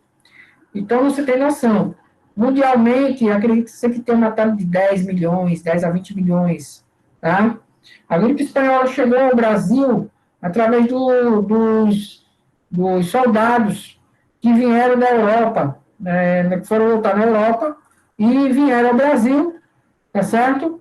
E aportaram uma leva de soldados, aportou no porto de Dakar, no Senegal, lá pegaram gripe espanhola, e quando chegou no país, já chegou com a gripe espanhola. O Brasil praticamente não tinha controle sanitário e acabou chegando aqui. Tá? O nome gripe espanhola surgiu, apesar que a gripe ela não é de origem espanhola, ela surgiu nos Estados Unidos, né? Só que os Estados Unidos não divulgavam os resultados da doença lá. Na Espanha, que era uma república na época, divulgava abertamente os casos. Tá? Não havia censura, imprensa, não havia nada, tá? E era divulgada abertamente. Por esse motivo, é o nome de gripe espanhola. Quer dizer, os espanhóis divulgavam o que acontecia com a gripe, né, os casos de gripe, seu avanço e tudo, e aí acabou levando o nome de gripe espanhola, mas a gripe espanhola é de origem dos Estados Unidos. Então, a gripe espanhola trouxe grandes, vamos dizer assim, vamos dizer de uma forma geral, grandes prejuízos. Em 1918, devido ao que aconteceu com a gripe espanhola, surgiu o primeiro movimento social, querendo mudanças na questão de saúde e saneamento, que foi a Liga Pro Saneamento. Tá? E a Liga Pro Saneamento que foi formada por grandes médicos, né, principalmente Belisário Penha e Arthur Neiva, tá? Reivindicando mudança na condução sanitária do país, certo? Esses médicos, tá certo? Eles começaram a expandir a ideia de que havia que ter uma reforma no sistema sanitário e sistema de saúde, tá? Essa Liga para o Saneamento fazia reuniões, tá certo? Onde eram divulgados as ideias, tá? Isso era uma liga, surgiu no Rio de Janeiro e se espalhou pelo resto do país. Aqui tem uma foto da gripe espanhola no cemitério do Rio de Janeiro. Você pode ver que aqui, ó, caixões, né, para enterro de mortos, né, por causa das consequências da gripe espanhola. Então, não se difere muito do que seria hoje, tá? Então, essa é uma foto do Rio de Janeiro, no Rio de Janeiro, em 1909, tá? E, nesse período da gripe espanhola, começou a surgir ideias de querer debelar a gripe, tá? Porque, na realidade, uma grande parte da população era ignorante, não tinha acesso à saúde. Então, começou a surgir receitas para debelar a gripe espanhola. A gente tem aqui, por exemplo, um jornal, tá certo? Esse jornal do Rio de Janeiro, tá certo? Divulgando receitas de médicos, tá certo? Como forma de você debelar a gripe espanhola, como o uso de limão, por exemplo, uso de água quente, tá? Uso de fene, que era uma planta extremamente perigosa na época, porque era uma planta muito comum, mas era perigosa o seu uso, tá? Como forma de querer debelar a gripe. Aqui a gente tem uma nota, parece com a nota atual, o Ironia do Destino. Aqui é uma nota do Serviço Sanitário de São Paulo. Ó. Evitar aglomerações, principalmente à noite, não fazer visitas, tomar cuidados higiênicos com o nariz e a garganta, inalações de vaselina metolada que seria, na época, a possível cura. Sal com água iodada, ácido cítrico, tanino, infusões contendo tanino, como folhas de goiabeira e outros. Tomar providências internamente. Qualquer sol de quinino de 20 a 100 gramas por dia, ou seja, esse infusão de quinino. São conselhos que, e alguns até bate com os de hoje, por ironia. Então, os conselhos ao povo. E aqui você vê anúncios de receita para que dependendo daquele principal, que não tinha nada a ver, mas eram colocados, entendeu? Apesar que essas receitas não eram eficazes, mas eram colocadas. Parece muito com o que acontece hoje com a cloroquina. Desculpa a comparação, mas seria mais ou menos isso. Tá? Epitácio Pessoa assume o governo com a morte de Rodrigues Alves, tá? E é criado o serviço de profilaxia rural. Havia a ideia que a partir do relatório de Belisário Pena, de que o país era tomado de doenças, e aí começa a surgir a preocupação. Veja bem, começa a surgir a preocupação do Estado. Criação do Serviço de Profilaxia Rural e do Departamento Nacional de Saúde Pública, que seria o embrião do Ministério da Saúde. Em 1920, não existia Ministério da Saúde. Né? Nesse período era Ministério da Educação e Higiene Pública, só. Nem tinha o nome de saúde. Naquele relatório, cada uma é um parque zoológico, sendo uma região do corpo que corresponde a uma forma especial. Esses eram relatos de médicos que viajavam pelo interior do país e diziam como era a situação da população existente naquele período. Tá? Era extremamente salubre. Em 1923, é criado as CAPES para as grandes empresas, tá bom? As companhias de desenvolvimento para as caixas de aposentadoria de pressão nas grandes empresas. E em 1930, os IAP, surgiu os IAPs, que são institutos, desculpa, gaguejando, institutos de aposentadoria e pensão, que é por categoria profissional. Isso aqui tem uma ressalva. As grandes empresas organizavam as caixas de aposentadoria. Em 1930, o governo unificou essas aposentadorias por categoria. Tá certo? Por exemplo, você tem empresa A e empresa B. Aqui você tem uma CAP e aqui tem outra CAP.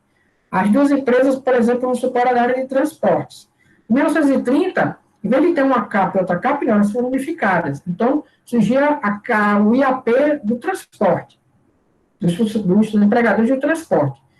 E os IAPs o presidente dos IAPs era indicado pelo presidente da República. Então, havia aí uma questão política também. Então, o Estado começou a organizar o sistema de saúde. Em 34, o direito de saúde, na Constituição de 34, o direito de saúde é associado à saúde do trabalhador. Você pode ver que aí é uma questão econômica, né? Não é uma questão puramente de saúde, no sentido de saúde da população, mas saúde do trabalhador, que é uma ligação entre o econômico, tá certo? E que o trabalhador continuasse produzindo, tá? Em 46, a saúde é vista como repartição de competência.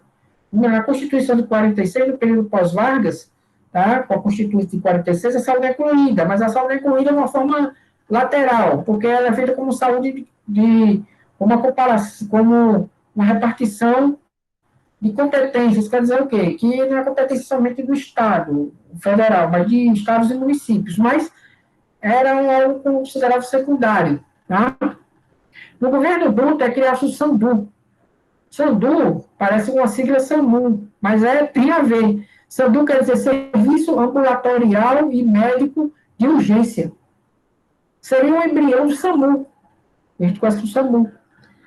O SAMDU, em 49, quer dizer, o governo assume o caráter de fazer serviço de saúde, é construído no Rio de Janeiro um hospital de servidores, tá? Que existe até hoje, tá? Hospital de Servidores do Estado. E depois vem o Plano SALT. O Plano SALT foi um plano do governo Dutra, no final do governo Dutra, né? Saúde, que é uma sigla, quer dizer, saúde, alimentação, transporte e energia. Então, ele incluía saúde como principal meta do plano. Tá? Vargas é eleito presidente, depois de Dutra, e aí ele cria o Ministério da Saúde. O Ministério da Saúde é desvinculado do Ministério da Educação, porque o Ministério da Saúde e a Educação era uma coisa só. E aí ele é desvinculado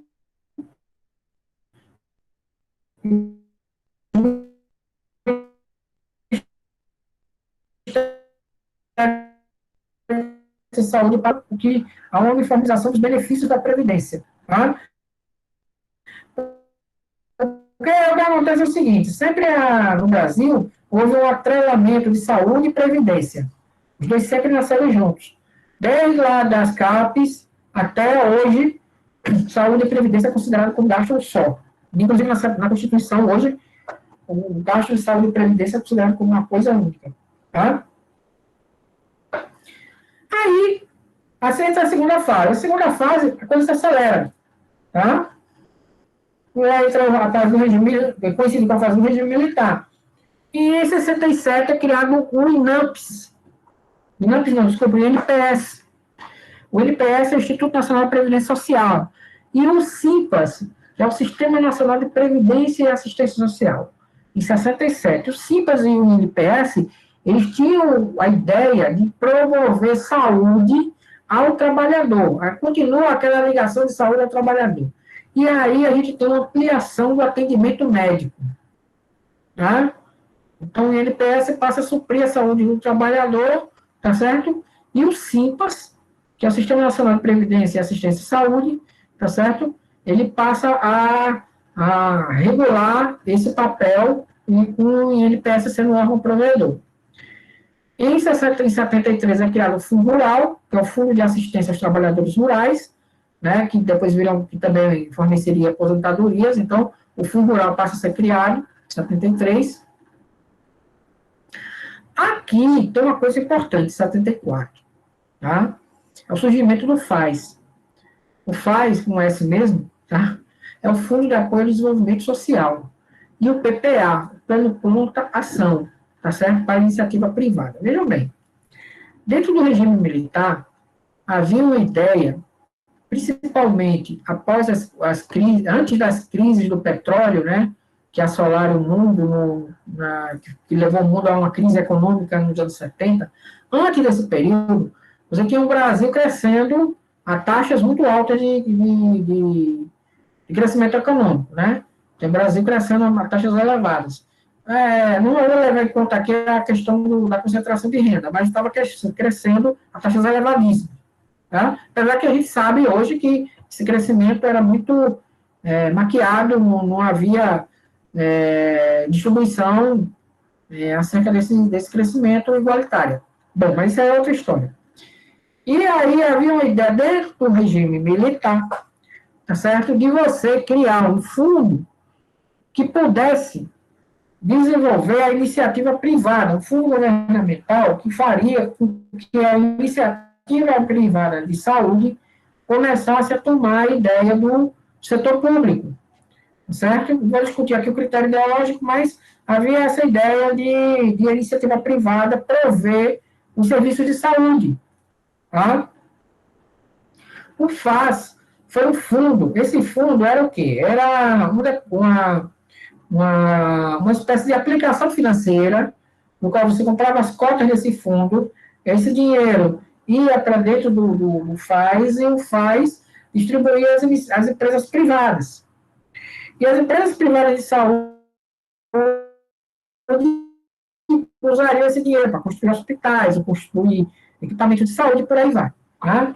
Então, a ideia era suprir a iniciativa privada e diminuir o papel da iniciativa pública. Tá? Basicamente era isso. Tá? Então, você retiraria o Estado com o passar do tempo, a iniciativa privada passaria a sumir. Mas aí é aquela história, tá? Porque a Constituição de 67, né, e a emenda número 1 de 69, elas não citavam saúde como direito. Elas não falavam sobre isso. A Constituição de 46 já dizia.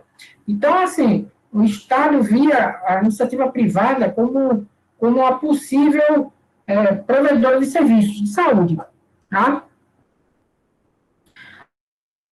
Só que aí é a questão do trabalhador. Você só poderia ser atendido se fosse trabalhador. Isso aí. A carteira assinada. Lembro que nessa época, você, para ser hospital, você tinha que levar a carteira de trabalho. Eu era pequena, era criança, mas eu me lembro que você tinha que levar a carteira de trabalho, meu pai levava, me lembrava, para poder ser atendido, para provar que estava contribuindo, tá?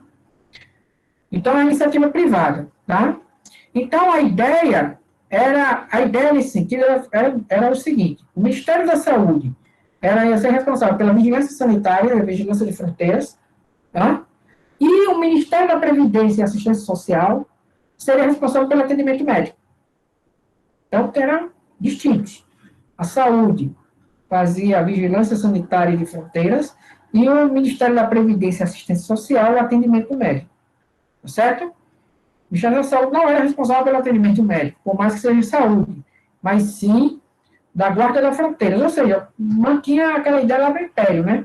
Você tem um órgão que fiscalizasse as fronteiras, né? Para vigilância sanitária. E o Ministério da Previdência e Assistência Social ligado ao trabalhador, porque vem a ideia de o trabalhador ser, lá da Constituição 34, né, do trabalhador, da saúde do trabalhador, porque o trabalhador que contribui à Previdência, então a saúde passaria para o Ministério da Previdência e Assistência Social.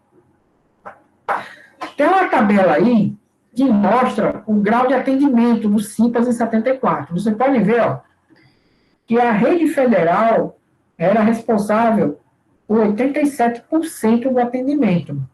Incluía INPS, Fundo Rural, os militares, tá certo? Que era um pouco mais de 2%, os IPASes e os SASes. Os IPASes eram estaduais, tá? E os SASes eram as caixas profissionais, por exemplo, dos advogados, engenheiros e por aí vai, que era a menor parte. Então, você pode ver, ó, que a grande parte da população era atendimento federal. Os estaduais tinham uma parcela muito menor, e os não aparados, que eram aqueles que não tinham carteira assinada, que não tinham nenhuma comprovação de renda, eram 7%. Isso em 74. Tá bom? Então, o sistema ele era voltado exclusivamente ao trabalhador. Ao desamparado, não havia atendimento à saúde. Tá? A não ser que fosse um atendimento ligado à filantropia, como as Santas Casas. Mas, fora isso, não havia um atendimento para esse público. O público não trabalhador não era considerado um direito a eles. Tá? Então, tinha direito trabalhava. Era o desenho do sistema de saúde nos anos 70. Tá? Você pode ver, ó, que aqui o número de leitos ele foi subindo.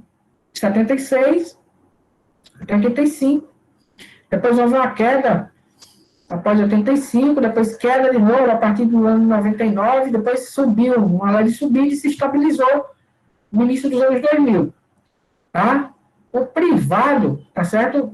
Também que seguiu a mesma forma do total, né? E o privado começou a haver uma subida aqui também. Então, veja bem, o crescimento do sistema de saúde se deu pela ampliação do privado. Por quê? Porque o sistema público ele quase não foi alterado. Não houve alteração do sistema público. Então, o investimento nos anos 70, tá certo? Ele foi crescente, mas devido à iniciativa privada. O sistema público quase não participava de nenhum avanço. Tá? Até mesmo depois da Constituição de 88, aqui, começou a haver um crescimento, mas muito pequeno.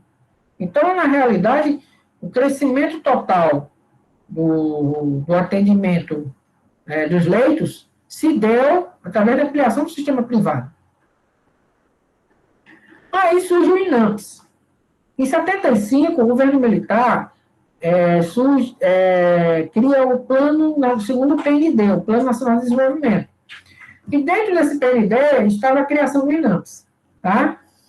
Só que a criação do INAMPS, em 77, foi justamente para centralizar as ações de saúde do governo federal. Certo? Lembrando, não existia até aí nenhum direito à saúde, veja bem. Aí ele foi sendo ampliado,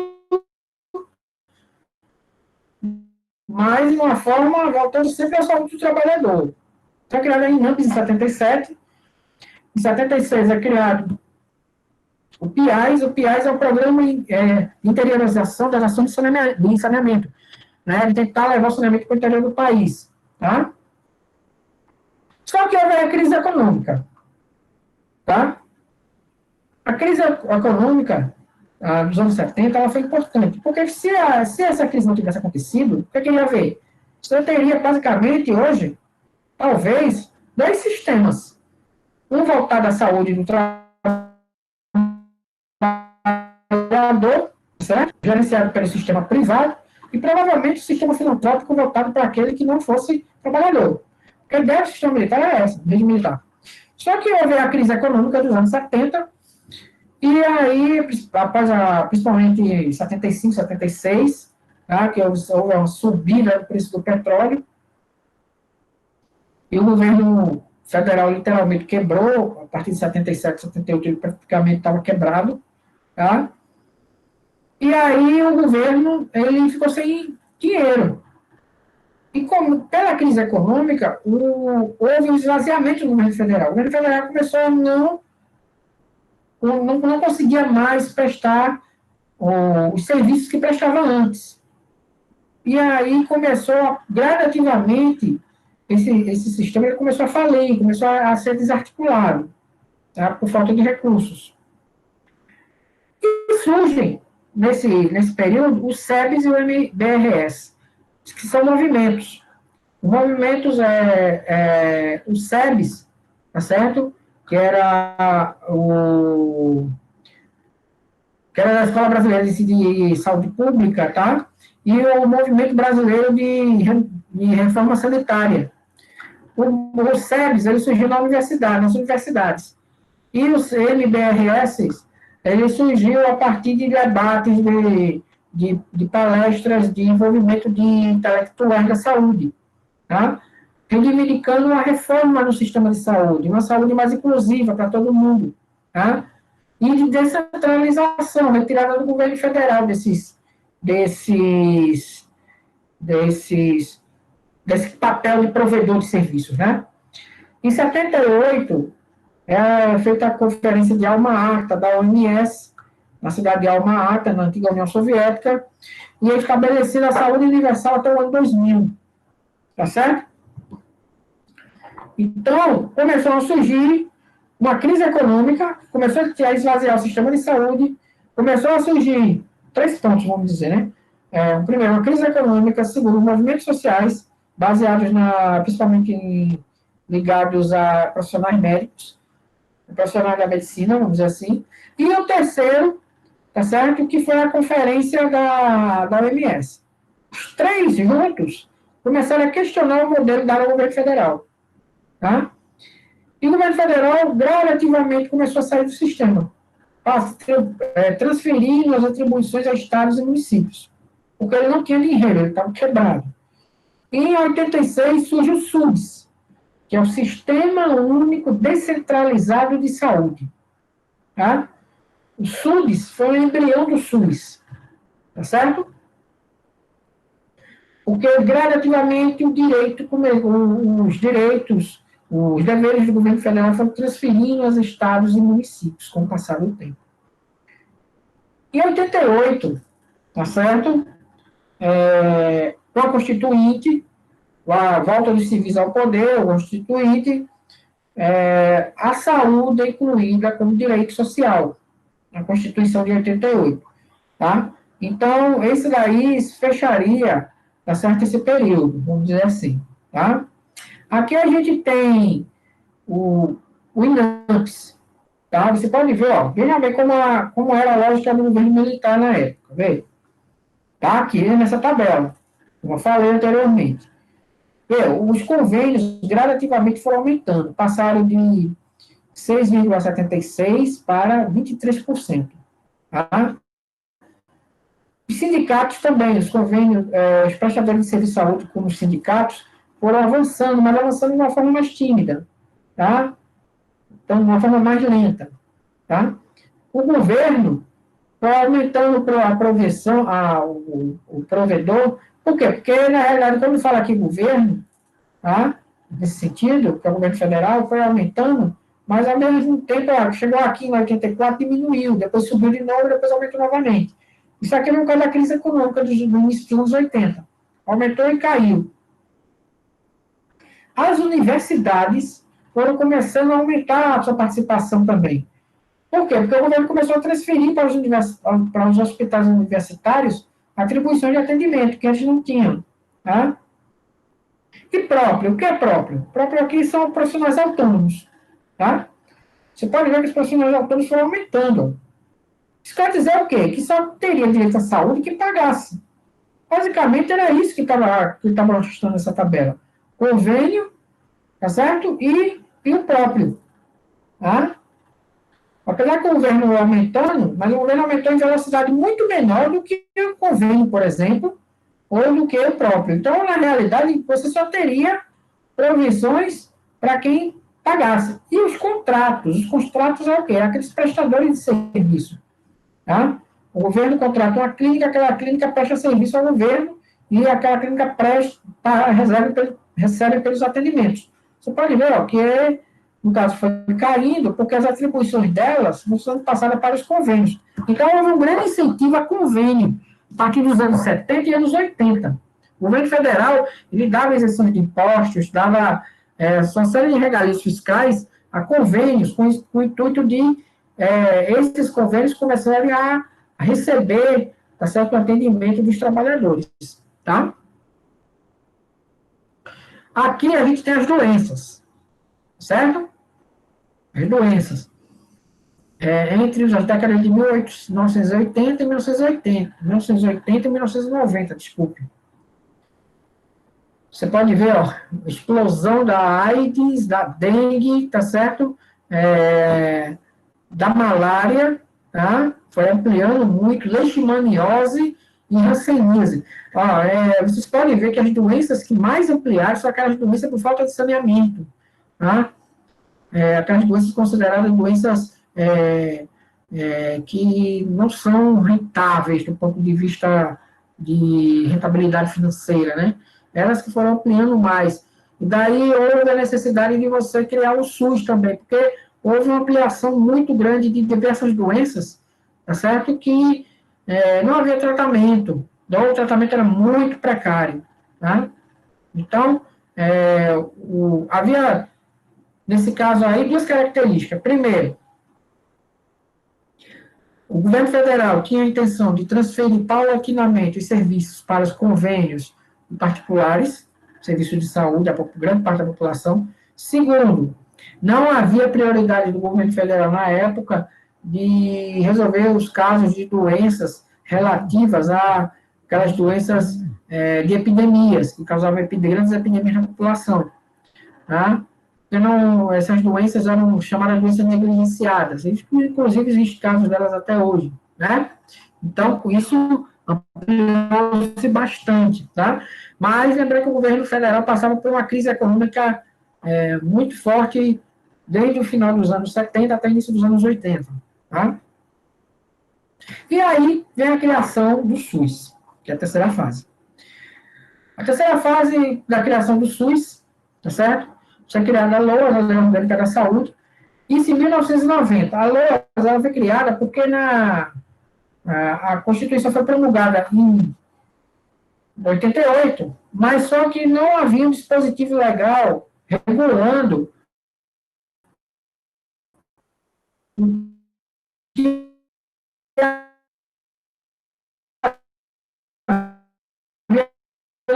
Constituição. E a orgânica de assistência à saúde, né, ela foi a base, certo, para o que a gente conhece. Surge a saúde para regular os convênios, a iniciativa privada, tá certo, dos anos 90. A crise fiscal dos anos 90 veio acelerar o processo, porque, na realidade, o governo estava praticamente sem condições de resolver a questão por diversos motivos. E isso começou a transferir paulatinamente serviços para estados e municípios, tá? Só que tem problema. Foi feita uma reforma na saúde, mas não foi feita uma reforma fiscal no governo federal. Isso quer dizer o quê? O governo federal concentra uma parte da arrecadação, mas os estados e municípios é que concentram uma parte do atendimento. Aí criar um desequilíbrio. Isso quer dizer o quê? Que o governo federal participa hoje no SUS com apenas 7% do orçamento. E o restante é coberto por estados e municípios. Tá? E quanto que, se você pegar países que têm um sistema parecido com o brasileiro, como, por exemplo, a Inglaterra, a Suécia, né, Reino Unido, Suécia, Canadá, tá? Esses países têm uma média de 15% a 16% de participação do governo federal. Ou seja, o SUS está com sobrecarga. Por quê? Porque os estados e municípios receberam atribuições, mas não receberam recursos.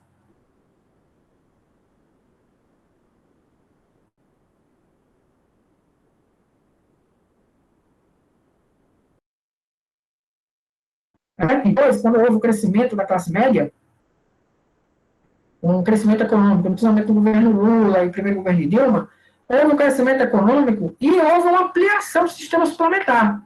Ou seja, os planos de saúde aumentaram a participação no bolo nacional. Tá? Após 2014, por falta de pagamentos e tal, houve um encolhimento do sistema suplementar de saúde. Então, hoje isso está por volta de 20%, 22%, mais ou menos. Tá? Então, dado mais atualizado, mas mais ou menos nessa média. Tá? Então, você tem uma ideia de que há mais de 25% de participação do sistema privado no setor de saúde na época dos anos 2000. Tá?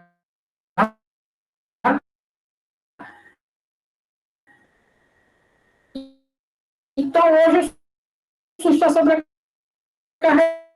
por e repassa os direitos, mas não passa o dinheiro, repassa os deveres, desculpa, mas não repassa o dinheiro aos estados e municípios, tá certo? Ele tem um atendimento precário, tá? Entre estados e municípios, a população. E com a crise a partir de 2014, houve uma sobrecarga, porque houve um grande leva de desempregados que, com a pandemia, agora a situação piora. Hoje ele está sobrecarregado totalmente, certo? Devido a esse sistema. Então, o SUS ele é importante, né? Inclusive, no outro debate que eu participei, né? Eu tinha falado sobre isso, da valorização do SUS, eu tinha proposto esse tema ao Levi, tá? E discutir essa valorização, porque isso é um direito fundamental a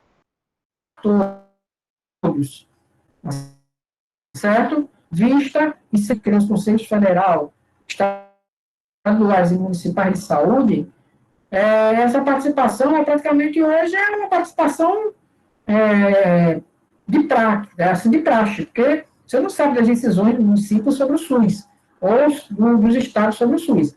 Hoje existe uma tendência, né? Isso surgiu muito a partir dos anos 2010 para cá,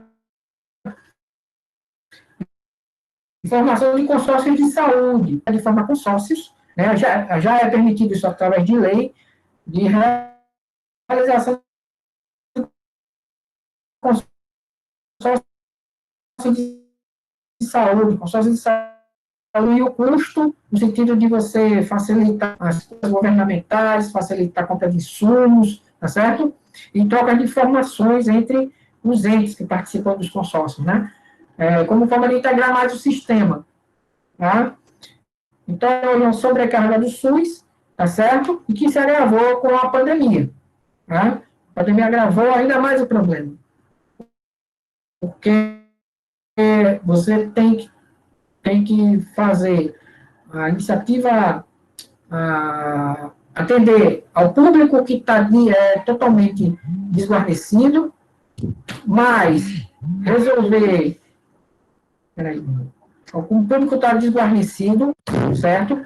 Mas atender a questão da pandemia sanitária, o atendimento à pandemia sanitária, né, que também entra nesse esquema, tá certo? E isso com pouca verba, porque o governo federal repassa muito pouco aos estados e municípios, não há uma descentralização nesse sentido, tá certo?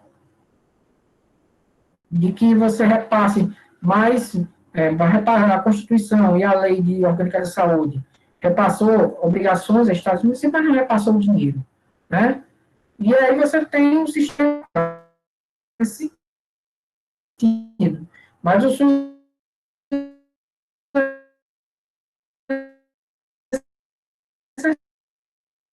essencial hoje a identidade e a saúde dos brasileiros, né? É 220 milhões de pessoas que ele atende. Mas tem a iniciativa privada que também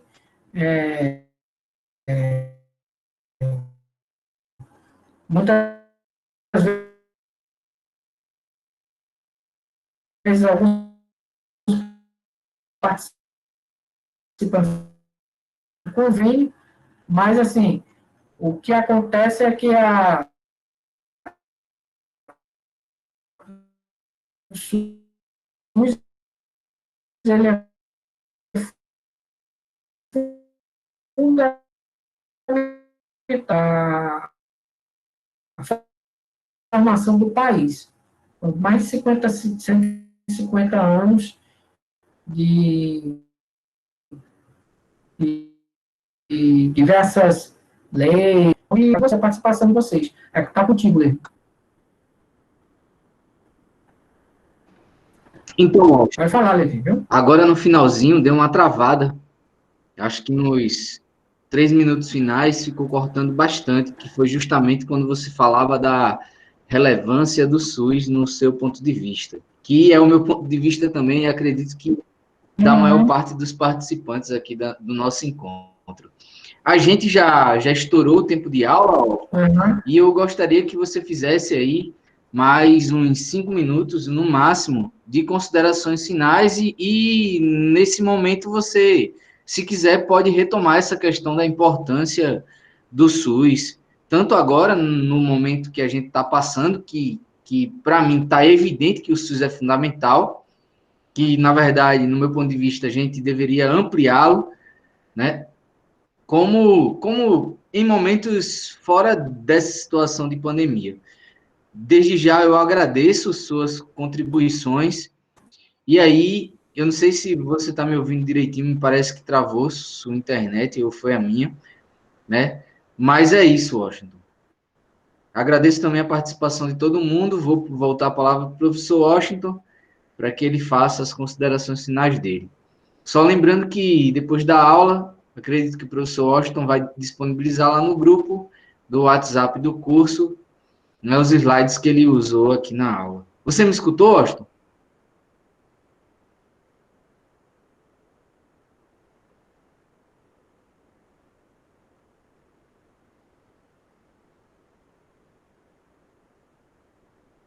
Uma questão rápida sobre a questão do SUS. O SUS começou a surgir, de fato, em 1990, né? A partir do governo Collor, foi que o SUS passou a existir na prática. Nosso sistema é novo. Se você comparar, o nosso sistema tem 20, 30 anos de surgimento. Comparado aos outros países, que têm um sistema mais consolidado, por exemplo, o sistema de saúde inglês consolidou após a Segunda Guerra Mundial e vem até hoje. Então, o sistema inglês tem mais de 50 anos, né? Então, na realidade, o sistema inglês surgiu nos anos 30, depois, a partir dos anos 50, ele se consolidou. Então, assim, comparado aos outros sistemas de saúde, ele é um sistema novo, tá? O que eu ressalto sempre é que não adianta, tá certo, você querer reclamar das condições de saúde quando vai ao atendimento médico, quando precisa. Tem que se participar antes. Você tem que participar dos conselhos municipais, conselhos estaduais de saúde, tá certo? Conselho Federal, Existem os conselhos municipais de saúde. Eu duvido, assim, que poucos aqui, ou muitos, poucos, né, nem, nem saibam que participam do conselho municipal da sua cidade. Então, na realidade, com essa questão da pandemia, se valorizou mais o SUS, apesar de o SUS hoje estar sobrecarregado. Ele está muito sobrecarregado pelo, pelo, pela questão da crise de 2014, certo? Porque muita gente ficou desempregada, perdeu o plano de saúde, passou aí para o SUS, mas eu sei pelo atendimento de lá, que sistema, né? Mas isso é muito novo, começou a se falar isso agora, né? Com essa crise, né? Mas, assim, o que eu ressalto sempre é que tem que haver um equilíbrio. Não adianta o governo federal, pela lei, passar atividades, atribuições obrigatórias, né? Atribuições consideradas obrigatórias, deveres obrigatórios a estados e municípios, se não passa o dinheiro, né? Aí entra outra polêmica, que aí não é tema dessa reunião, né? Não é tema desse debate, que seria a reforma fiscal, certo? De você descentralizar o recurso de Brasília. Aí passa por isso. Mas isso aí é um tema que tem que ser discutido, porque o que acontece é o seguinte, toda vez que se discute uma reforma fiscal, e se descentralizar o recurso de Brasília, todo mundo chora. Ah, meu estado vai perder, meu município vai perder. Aí o que acontece? Como todo mundo chora, o mesmo morto, aí ninguém tem razão, porque o que acontece? Cada um quer tirar a sua parte. E aí o governo federal se finge que não é com ele e continua do jeito que está. Ou os estados e municípios se articulam e propõem uma reforma no sistema de saúde no sentido de aumentar os recursos para estados e municípios. Inclusive, o Paulo Guedes, há algum tempo atrás, falava que tinha que ser menos Brasília e mais Brasil. E isso se encaixa perfeitamente no SUS, né? E transferir recursos ao SUS. Então, o SUS ele se torna um sistema mais consolidado no sentido de haver participação maior da população, de a população cobrar, mas também, ao mesmo tempo, ter recursos, ou então o sistema vai acabar se exaurindo, né? Eu agradeço muito, Levi, o convite, a participação de vocês, tá certo? E eu irei disponibilizar lá os slides, tá bom, Levi? Para que os slides, colocar os slides lá, para quem tem interesse no tema. E muito obrigado, e parabéns, Levi, pela condução e pela organização do sistema, de todo o evento. Obrigado, professor Washington, obrigado a participação de todos. Pelo adiantar da hora, a gente vai finalizando o nosso encontro, mas é isso, a gente se encontra novamente quarta-feira. Quarta-feira a gente vai ter um debate com o professor Levi, esse que vos fala sobre desigualdade. O professor Washington vai utilizar o slide, pessoal, e muito obrigado, viu? Vou mandar para ele as últimas questões também. Pronto, é uma coisa que falaram aqui sobre DNS. DNS é o Sistema Nacional de Saúde, ele foi criado, tá certo? A partir do sistema do Departamento Nacional de Saúde Pública, tá? O DNS foi o embrião do atual Ministério da Saúde, tá? Só para responder o que perguntaram aqui, tá? Eu vou deixar lá disponibilizado o material para você. Muito obrigado, Levi. Agradeço a todo mundo pela participação, viu? Também, Ricardo, obrigado. Valeu. Parabéns pela aula e muito obrigado mais uma vez. Eu que agradeço, Levi. E qualquer coisa estamos aí, viu?